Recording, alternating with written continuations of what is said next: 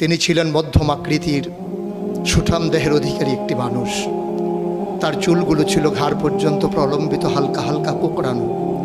তিনি যখন চুলের ভিতরে তৈল দিয়ে আছড়াতেন মনে হতো মৃদুমন্দ ঢেউ দেখা যায়।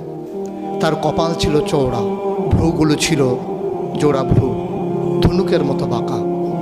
চোখের পাতাগুলো ছিল ফুটন্ত গোলাপের গোলাপি রঙের এক একটি পাপড়ির মতো। তিনি কখনো বা যখন চোখের পলক ফেলতেন মনে হতো মৃদুমন্দ বাতাসে গোলাপ পাপড়ি যেন দোল খাচ্ছে। তার চোখের সাদা অংশ ছিল রক্তিমাভ সাদা, কালো অংশ ছিল কৃষ্ণ কালো। তার নাকটা ছিল খাড়া, নাকের ছিদ্রগুলো ছিল ছোট ছোট। নাকের নিচে ছিল সরু চিকন গোঁফ, গোঁফের নিচেই সেই গোলাপি রঙের ঠোঁট।